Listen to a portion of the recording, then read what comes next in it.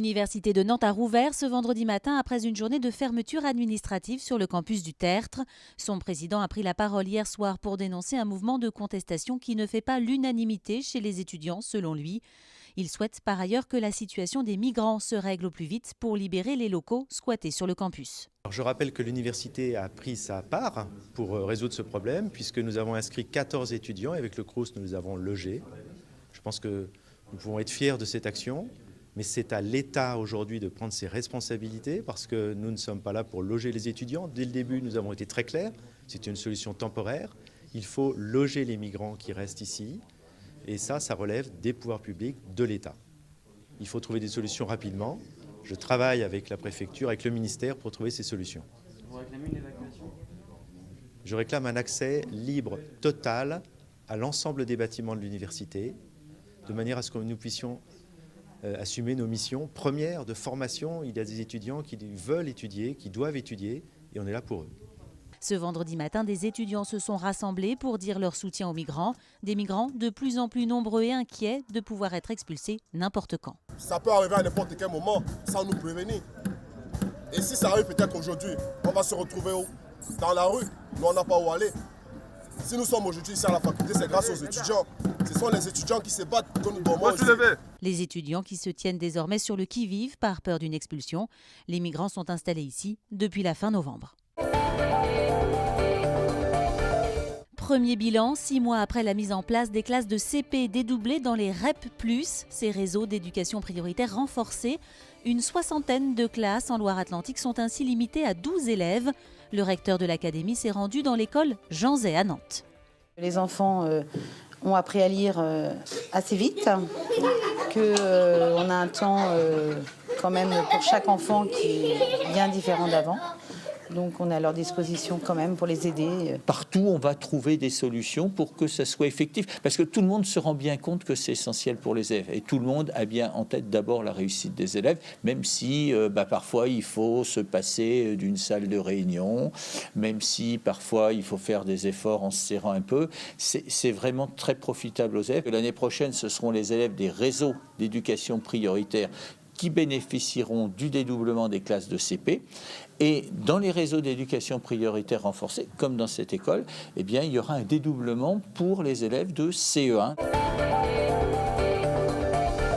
Plus de 150 personnes se sont réunies ce jeudi soir place Bouffay à l'appel du centre LGBTI de Nantes. Ils dénoncent la décision du tribunal administratif début février d'annuler la subvention versée au centre par la ville de Nantes. C'est une contribuable nantaise qui avait porté plainte auprès du tribunal, estimant notamment que le centre apportait son soutien à une pratique illicite pénalement sanctionnée, à savoir la gestation pour autrui. L'instance a reconnu le manque de neutralité politique du centre gay. Adrien Godet. Tous les projets seront maintenus cette année.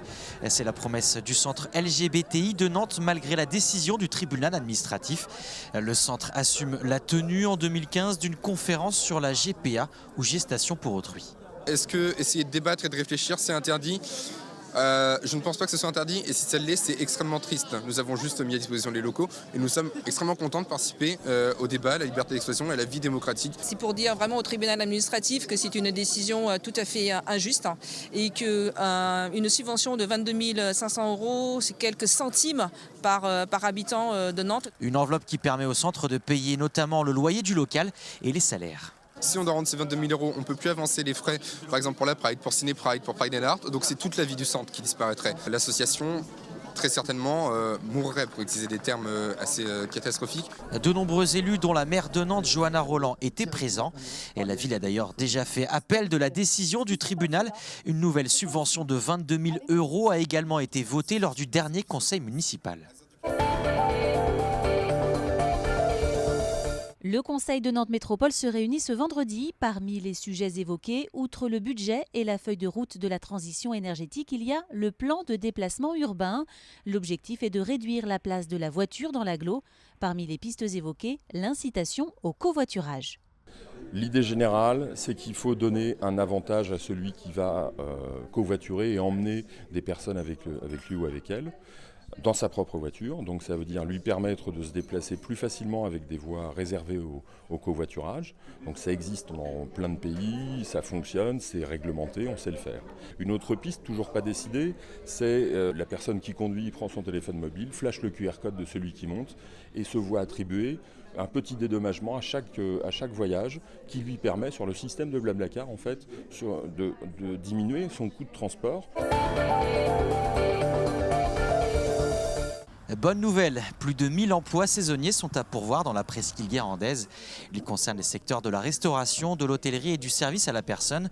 60 entreprises seront justement présentes le 21 février lors d'un forum organisé par l'agence de Pôle emploi La Baule-Guérande. Objectif, favoriser les mises en relation entre les demandeurs d'emploi et ces entreprises. Il est conseillé de prévoir plusieurs CV et du temps. Des entretiens d'embauche auront lieu directement sur place.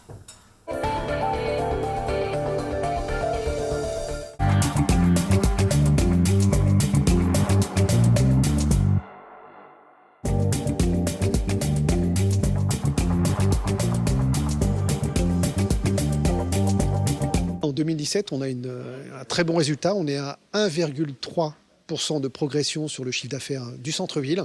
Je vous rappelle quand même que les 2 dernières années, on était déjà pas mal. On était à plus 1,9, plus 2,2.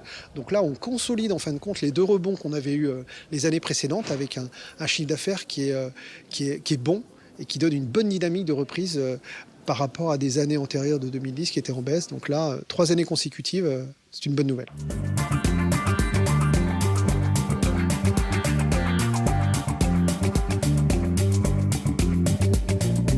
Le calendrier était un petit peu particulier sur l'année 2017, on l'a vu notamment avec un 24 décembre qui était proche du 25 décembre au niveau du choix du dimanche. La particularité aussi de vacances scolaires qui ont débuté le 22 décembre. On a aussi au niveau de la température notamment beaucoup de pluie qui perturbe un peu plus un centre-ville. Donc globalement l'activité a été soutenue, les ouvertures des commerçants, parce qu'on est autour de 84% d'ouverture, avec des paniers moyens où on voit que les gens consomment, même le dimanche. Donc c'est intéressant de voir que les paniers moyens sont intéressants. Donc globalement, c'est positif. Et on a quand même beaucoup de monde à être venu sur ces ouvertures, qui étaient pour la première fois pour le 23 aussi en périphérie. Donc on a étoffé cette possibilité aux clients d'aller et dans les centres-villes et dans les centres-bourgs et aussi pour un dimanche en périphérie. Donc c'est une nouvelle mouture qu'il va falloir consolider petit à petit pour... vous savez, quand c'est les premières moutures, c'est toujours un peu comment dire, méconnu, un peu surprenant pour les clients. Donc on va continuer dans cette logique. Mais en tout cas, le dimanche reste un moment de commerce important pour les commerçants en général, avec un chiffre d'affaires additionnel qui est bien marqué, avec du plaisir d'achat pour les clients, avec un lien entre le commerçant et le client qui se fait à ce moment-là qui est assez particulier.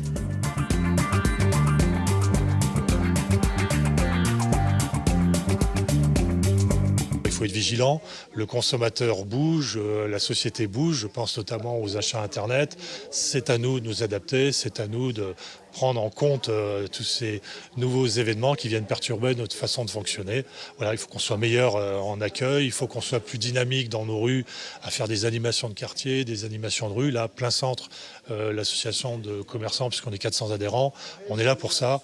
Unir les commerçants pour dynamiser les quartiers, les rues, pour que quand les gens viennent dans le centre-ville, que ça soit au-delà du commerce, mais aussi un vrai partage familial.